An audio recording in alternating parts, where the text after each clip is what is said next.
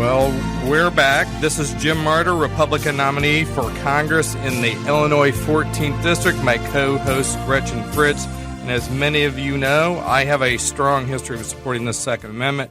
And Gretchen, actually, that's her expertise area. Yeah, that's my thing.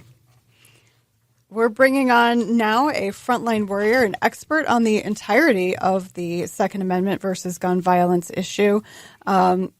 We're talking about Lieutenant Colonel David Grossman, whose resume alone, we could just spend an entire segment on that. But this is what I will say by way of introduction. He's a lieutenant colonel with the U.S. Army. He's retired from that. He was a paratrooper, a former West Point psychology professor. He has authored books that are required reading at West Point, the U.S. Air Force Academy, police academies worldwide, numerous universities, and law enforcement agencies across the U.S.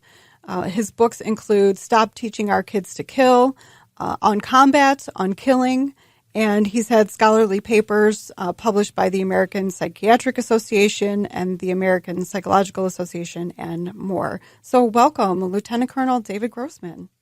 Thanks, Gretchen. Hi, Jim. Glad to be on board. And then I'm telling you, this Second Amendment issue, especially Illinois, Jim, and good luck with the race. We need you and men like you in Congress. But folks, you know, we just to cut to the chase, one of the issues out there is our school safety.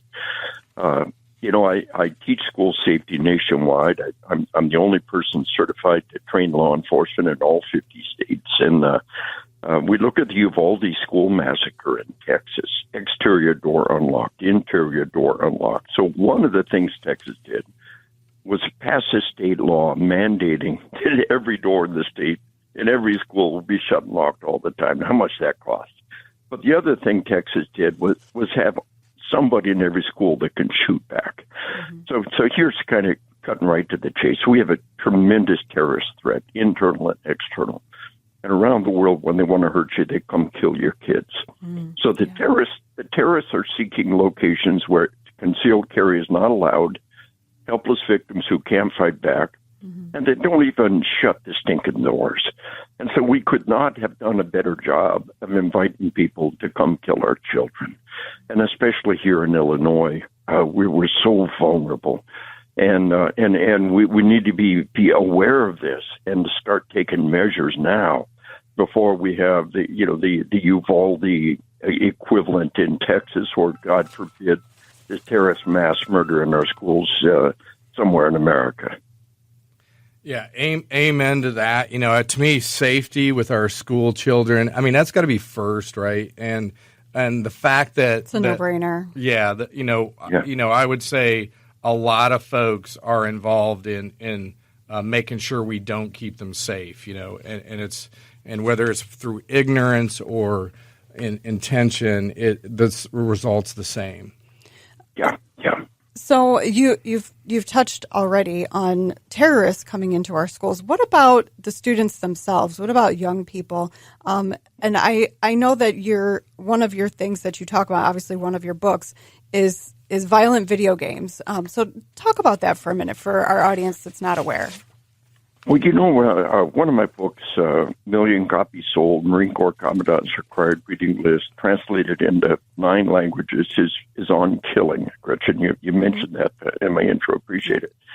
And we talk about how in World War II, the soldiers wouldn't pull the trigger, and the majority. And it was a training flaw. We taught them to shoot bullseye targets. And so we transitioned. Anybody in the military and law enforcement today, since the Korean War, you never once shot a bullseye, a man-shaped silhouette. Sure. You hit the target dropped. Training became a form of conditioning, a realistic representation of what you're actually going to face, firing a real weapon, hitting a target drops. And the video games, we knew from the beginning, enabled children to commit these mass murders. There has never been a juvenile multiple homicide in the school in human history until the Jonesboro school massacre in my hometown and at that time. And then we had the following year, the Columbine massacre, and now we're off to the races. The all-time record juvenile mass murder in the school is still in Germany. Around the planet, children are committing crimes never seen before in human history.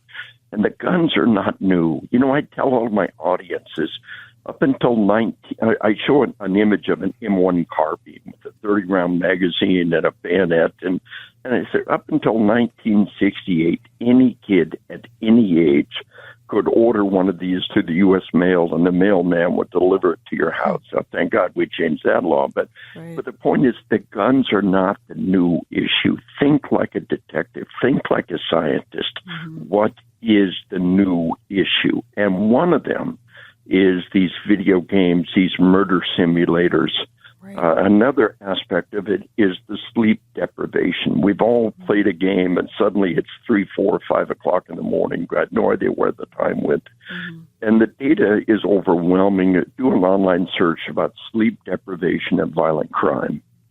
And so one irrefutable impact of modern media is to steal our sleep. And that's doing to our children. We see the social media stealing their sleep. And do an online search of sleep deprivation and suicide, sleep deprivation and mental illness. So these video games and the social media, what they're doing to our children is creating a generation of horrendously sleep-deprived children. And we can trick the brain into going without sleep if there's something dramatic and exciting happening. Netflix says their competitor is sleep. I mean, the corporate policy of Netflix is to steal your sleep. They don't care that they're killing people. And so the data on sleep deprivation, the harmful effects on media on our children is staggering. And we've tried so hard to get the word out. And this is crazy. In 2005, the state of California overwhelmingly voted to regulate children's access to violent video games. This is in my book, Assassination Generation. Arnold Schwarzenegger signed the law, and the video game industry fought all the way to the Supreme Court to sell any game to any kid at any age. And they conned 7 out of 9 old men, 7 Supreme Court justices who never played Pong in their life, overturned the California law. But the data, and that's all been shoved down the memory hole, but the data on the harmful effects of violent video games was so powerful that in 1968, the state of California overwhelmingly voted, and the video game industry fought all the way to the Supreme Court to sell any sick game to any kid at any time, at any age. And so that's the kind of battle that we're facing with this monolithic industry, and just the necessity to let people know about enforcing the rating systems, which the industry refuses to allow, and letting people know about the harm, and most of all, educating our society about the harmful effects of sleep deprivation upon our children.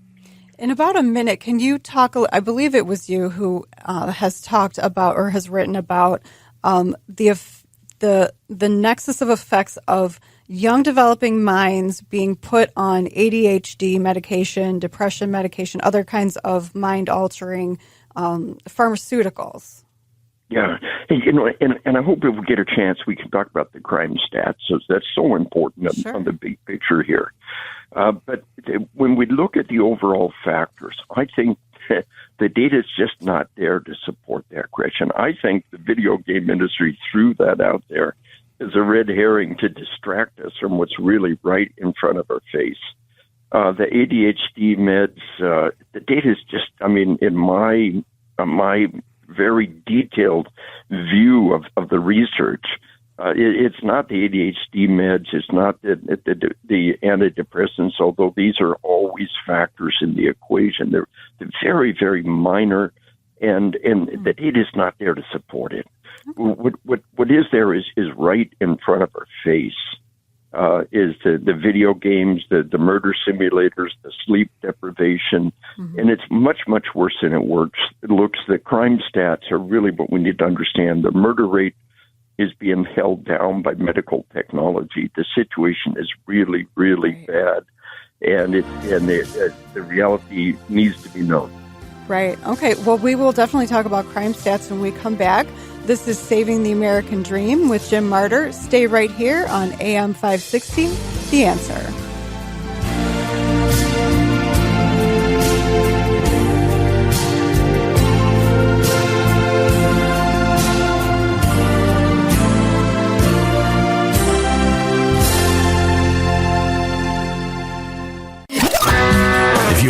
life, liberty, and the pursuit of happiness, you're in the right place.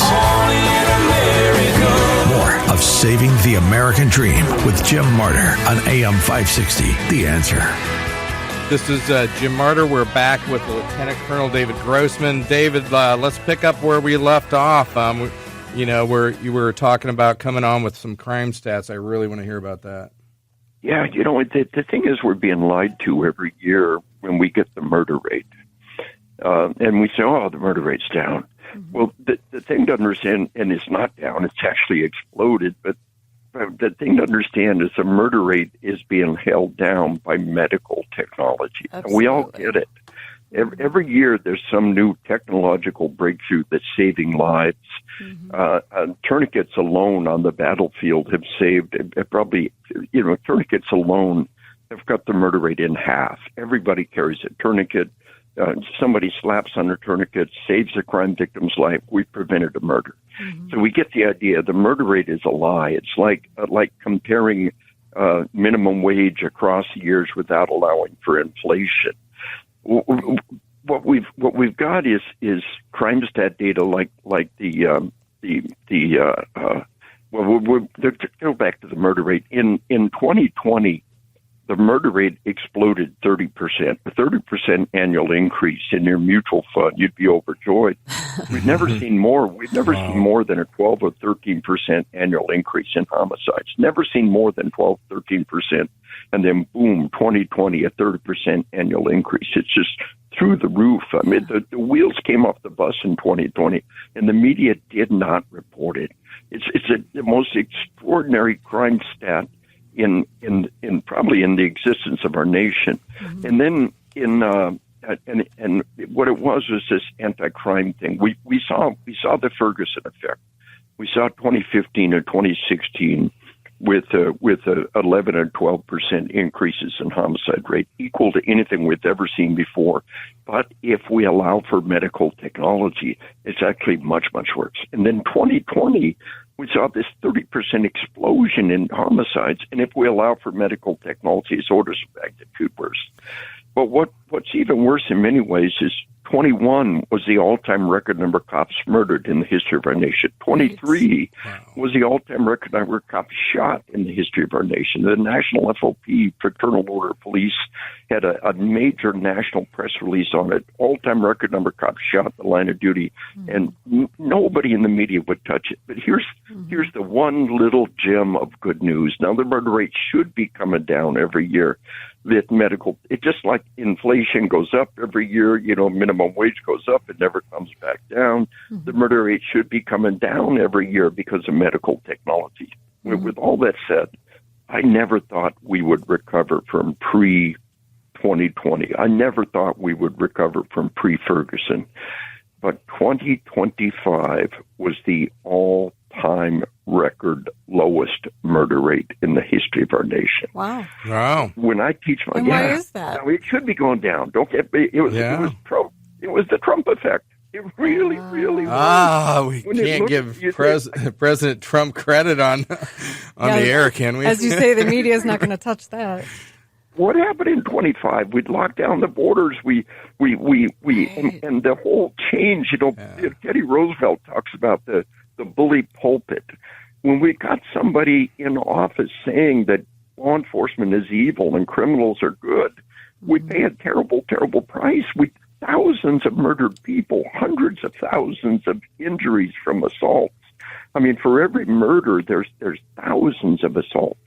The murder is like the tip of the iceberg. Right. And so we had this explosion of horror, violence, mutilated and murdered human beings, and then it just turned around in a year. It pivoted on a dime. But I thought 2020 was the summer of love. It wasn't the summer of arson, rioting, burning, that kind of stuff, right? And I posted this data on my social media. Contact me, Lieutenant Colonel Dave Grossman. Go to my website. I'll get you copies of the charts. The Pew Research Foundation and the New York Times both posted charts that show this explosion in 2020. I'll get you the press release from the National FOP on the all-time. And so here's 21 all-time number of cops murdered, 23 all-time shot, 25 was the second lowest number of cops murdered. So we went from the record number of cops murdered to the second lowest number of cops murdered in the history of our nation, and it's all the Trump effect. And, when I do my presentations, I really keep them non-political. I just throw the data up and I leave people the question, well, what happened in 25? What happened? What did happen? I was at the inauguration for President Trump. Yeah. Of course, they moved it inside, so I actually didn't get to see it in person like I did in 2016 or 2017, I should say. But well, that's amazing. I mean, like nobody talks about that. Certainly not the media. My opponent is against ICE. Law enforcement is for that invasion of the southern border. Control. The price we pay, the price we pay in dead Americans is tragic. It's horrific. It really makes my blood boil when I hear that. So, all right. Well, when we come back, we'll talk about PICA, more faith, family, and freedom when we return with Jim Marter. Stay right here on AM 560, The Answer.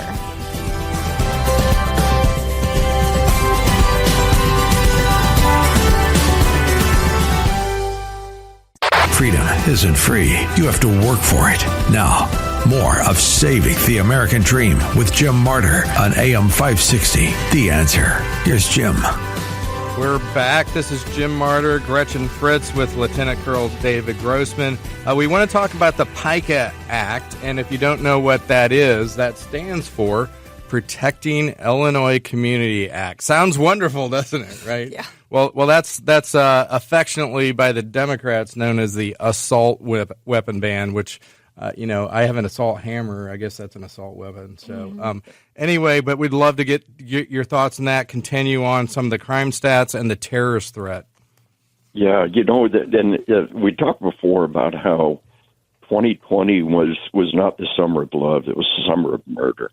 Amen. We're talking about thousands of dead people, thousands of murders. And for every murder, there's hundreds of assaults and mutilated and hospitalized Americans. So 2020 was an explosion of violence, and it was the impact of this anti-cop mantra, and it just pivoted on a dime. The last year of the Biden administration, they kind of started to throttle back a little bit. We saw the effect because they said, oh, my God, the election's coming up, and we got to start doing something about the borders. And then, boom, the Trump effect happened in 2025. But the point is that these kind of ask the law enforcement agencies, just ask, what do the cops think about it? And they'll tell you, this is insane. These things do not help us. And they hurt us. They're doing harm. They're causing murders and assaults, broken bodies, and destroyed lives and murdered people. But the worst part of it all is the terrorists they're shopping. The international terrorists. I mean, look at the 9/11 attacks. How the planning and the shopping and the careful preparation, the airports that they chose, the airlines that they chose, the specific planes that they chose. So future terrorist attacks are shopping, and they truly do not fear death, but they fear failure. And they're going to go to the states that have these anti-gun laws, the states that are working so hard to constrain the citizens from defending themselves and defeating violence. Our politicians are on the side of the criminals. There can be no doubt. The whole defund the police, if you're not on the side of the police, then you're on the side of the criminals, because that's it. And so this whole dynamic is making the state of Illinois extraordinarily vulnerable. It's a very bad thing for our nation, for our freedom, for our way of life, and for our children. And so I just encourage you with all my heart to get in this election, to vote, and I tell everybody, you're godless, gutless puke. If you don't vote, then don't vote for freedom. And I'll tell you what else. Yeah. From a Christian perspective, in a democracy, we are the rulers. I mean, we decide. Our vote decides who is going to rule this nation. We're the rulers, and we're like the the kings of the Old Testament. And look at the kings of the Old Testament that did not use their authority to move their nation towards righteousness. And look at the terrible curses that were brought upon them. Yeah. We, as individuals, we're accountable for moving our nation towards righteousness' sake every bit as much as the kings of the Old Testament. And so vote for righteousness, and vote to protect our children, protect our way of life, stand up for God and country and family. And dear Lord, vote for men like Jim. We need you so bad. And tied to your, thank you very much for that. And tied to your theme with this terrorists are shopping in my district, Illinois 14th district. There is a old, let's just call it a several hundred acre kind of resort that some Islamic folk are trying to take over and turn into a no-go zone, Islamic center in Illinois. A lot of people standing up to this, by the way, in district. My opponent, Lauren Underwood, silent on it. She backs Ilhan Omar, Rashida Tlaib, and the radicals. Voted against funding for Israel, our ally, in the fight on terrorism. Yes. And she's won't denounce any anti-Semitism or anti-Americanism spoken by the aforementioned colleagues of hers. Silence. A man who was murdered by the Nazis, Bonhoeffer, Dietrich Bonhoeffer. He said, "Silence in the face of evil is itself evil." Yeah. And silence in the face of evil is evil. And Dietrich Bonhoeffer is martyred and murdered by the Nazis right at the very end of the war. One of the last things it did was to finally kill this guy. And he said it well, silence in the face of evil is evil. And your opponent's refusal to even say anything about these things is evil. This dynamic of Sharia law, this idea of the DNI, the Director of National Intelligence, the number one intelligence person, said that Islamism is the number one current and long-term threat to our liberty in America. Absolutely. And so, yes, and so this is the battle that we're fighting and that our administration is fighting, and we need all the support we can get. And it's at the local levels. Do you know who your mayor is? Do you know who your city council is? Do you know who your school board is? Do you know who your state representative is? These are so stinking important because it is at this grassroots level that we really fight the battle and where your vote can have the greatest impact. Well, I want to thank you very much for joining us. We both want to thank you for your service and your continued work to bring facts, clarity, commitment, and courage to these important issues. If you have not read Lieutenant Colonel Grossman's books, please check them out. Wonderful variety. Keep up the good work, sir. There's things to be done all over the world, but let's rebuild America first. You love this country. So do we. You're listening to Saving the American Dream with Jim Marter on AM 560. The Answer.